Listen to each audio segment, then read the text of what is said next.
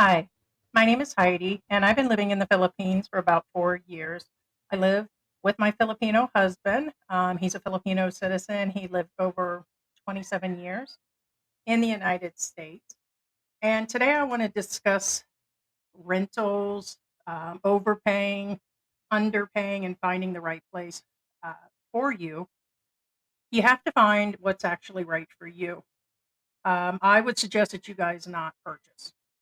Most of those that are viewing us here and at Philippine Antics, they are over 50 on average to 70. And when you're that late down the road, unless you're married to a Filipina and have like new children and everything, you want to leave them something. So we choose to rent. The rent that we pay, okay, which became a whole topic of conversation on our live stream, is 175 a month. We have a two-bedroom, two bath, but the infrastructure surrounding it is not the greatest. But my husband's Filipino. I don't mind living in a regular neighborhood here in Mabalacat City. We're about 2 miles from the airport, about 2 miles from the mall. So we're within distance of everything, but especially within about 3 miles of going to Clark and the hospitals over there. And they have great clinics here. So this is why, we choose to live here. So all right, and I want to talk about a few things, such as the utilities, which became a problem for me to get this all set up. But basically, electricity is usually owned by the owners of the places. You don't go directly there and have it turned on unless you're buying it. So it will be in the landlord's name, and that's how you pay it. Usually, they collect it, they'll give you a bill each month. But ours, we get the bill, and then we just go ahead and pay it online. Also, water is not always included. There's a water bill. Ours runs about 300 pesos or about $5 a month. Now, when we had internets, not all places are set up. This place had to be set up with internet, and it took, beings we moved, the first time it only took 3 or 4 days to get somebody to come out at our other place. But on this place, it took us almost a month because they said reconnecting it took way longer. It could be different in your area. Our service comes with a home phone for about 2,500 pesos a month for our internet, and that is through Globe.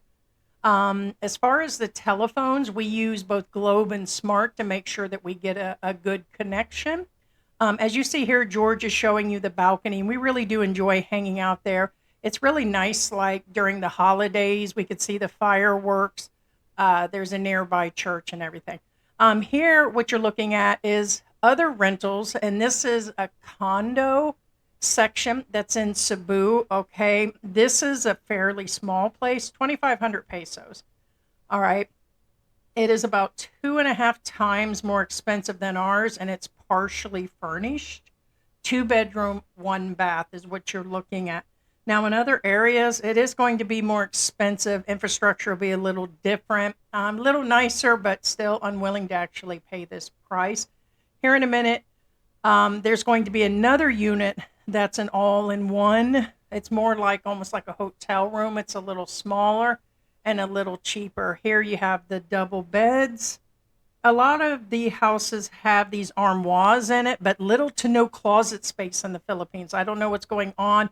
This place has an AC. We had to install ours at the other place. Not all places have ACs, guys. And you want to make sure you maintenance them because they don't usually clean them that well. But uh, some places do include the water, some include the utilities. As I'm to understand, this one does not. But it is going to vary all over the Philippines. You need to find a place that's going to suit you. Here's the place at 17,000. It's just one room, guys. So the beds are there. To me, it's like a hotel, and has a really nice view. So, but remember, as anything with the fluctuating rate of the peso versus the U.S. dollar, you're going to fluctuate on the rent. So sometimes it's 175 a month, could be 180, could be 190, and that's been about average. I will show you a video right here of our place when we first moved in. You'll see it's empty and everything. And it's not really a bad place, but we have our issues. Like it's considered a subdivision, but yet officially the gates have been open for a while. So two different sides are an opening to the subdivision, and then everybody comes in. You have the trash guys that come in. Like we have trash cans outside, which is not always normal. They go through that on a daily basis. And of course, now officially, which wasn't a year ago, we have chickens, you got noise, you got karaoke, which, by the way, you can be in a nice subdivision and these things could still happen. Maybe not the chickens, but it depends on the subdivision. We are happy where we are, but we have our own set of issues. Like somebody just left a comment on the other channel making a statement that you can probably hear the chickens now stating, oh, if you paid for something nicer, then you wouldn't be dealing with these issues. And my place has got this and that.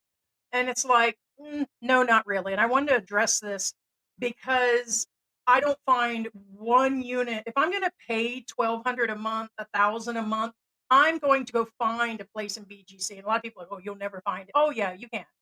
But if I'm going to go to that extreme and spend a lot of our money on rent, I'm going to live in an entire area that's really nice. That'll remind you of being in a good area in New York or say Sarasota, Florida, or somewhere where the infrastructure meets up to some of that price. Okay. To me, it's not. Like we always talk about T-Mog. T-Mog is a subdivision. They're currently renting from anywhere between 1,000 to 1,500 a month. But we don't need something that big. We don't need the 2-bedroom, 2-bath that we're in now. And of course, we have the dirty kitchen and everything, but I can't see paying that kind of money because as soon as you leave that little confinement of that subdivision, you're back out in an area that is still the Philippines and it's developing. Okay. And when I say developing, it's like developing. You would have to understand if you've been here to the Philippines. And for me, I don't mind. Short of having my air conditioning, I would live in a box. Okay, so it's not for me. And a lot of people be like, "Oh, well, you're broke. That's why you say that." No, you guys don't know our income, the money that's coming in. We tell you about the Social Security that I get for disability. George has his own income, and then of course we make some money off of our multiple YouTube channels.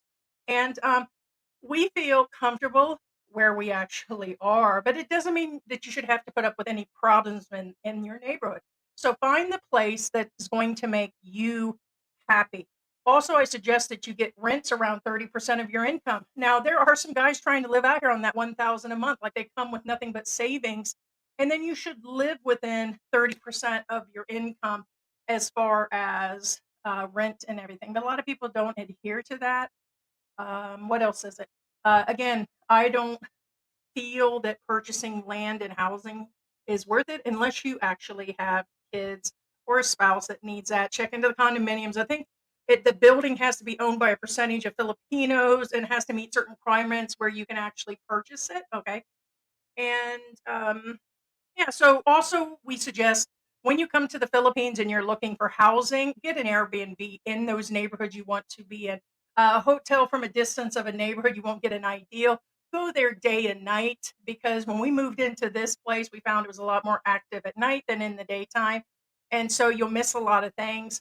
A lot of people or expats will get here, they'll get into a house and they'll move several times before they find the right place. And so you don't want to make that mistake either. So get an Airbnb, get to know your place. Also visit the Philippines several times. And I suggest that as a female expat because I only came the one time and during the pandemic, then I got locked down and got into like the blues. And then, I'd get out every now and then. And I'm now just the last few years getting used to the Philippines. And there are things that you really have to adjust to, the heat, the culture, the infrastructure, power outages. And that's another thing. Look out for the power outages. Okay. So if you guys have any questions, leave questions or comments. Let me know when you plan to come. Let me know what you're looking for. I can answer questions for you guys. Be sure to subscribe. And you can check out our other channel. It's also Philippine Antics. We have a much bigger channel over there. This one will be a mix about expat life and like relatable stuff. With me being a female expat, you'll probably see a lot more of just me on this channel and outings and everything. So, guys, thank you for joining me today. Have a great day.